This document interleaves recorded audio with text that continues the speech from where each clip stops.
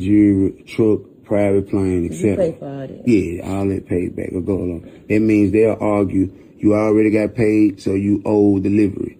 Now you can see why this type of deal is so difficult to escape. This is not something you can just walk away from when you feel like it's not working for you. This type of deal is designed with extensions, clauses, and conditions that can keep you locked in long after you realize you made a bad decision. By the time you realize what you signed, you already in too deep. Now let's address the money, because this is where everything starts and everything gets distorted. When you put a large advance in front of somebody who does not have financial security, that money does not feel like a loan or a trade. It feels like a lifeline. People who have never been in that position will say $100,000 is not a lot of money. But somebody who comes from nothing sees that as a chance to change their entire life. That is the exact moment where the deal makes sense emotionally, even if it doesn't make sense strategically. And that is how artists end up trading long-term control for short-term relief. It don't feel like a loss at the time. It feels like a win until you try to reclaim what you gave up. So walking away could trigger recoupment claims or even lawsuits.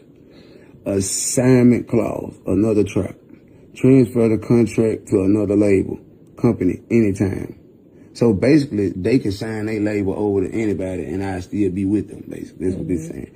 Can't transfer or escape, even the next deal, basically. That keeps you locked in ownership changes. Now you can see the full structure and why this is not just a personal issue. This is a systemic issue that has been happening in the industry for decades. This is not unique to one artist. This is how the business has been operating for a very long time. And this is where I want to add another layer that people do not like to talk about. A lot of these deals are not just being offered by white executives. They are also being offered by black executives who learned the same system and are now applying it themselves. We have spent years blaming white corporate structures for taking advantage of black artists. But now you have black executives using the same blueprint and calling it business. The system didn't change. The face has changed. And that's a hard truth for people to accept, because it forces you to realize this is not just about race. This is about power and knowledge. If you understand the system, you can benefit from it. And if you don't, you can be controlled by it regardless of who you're dealing with.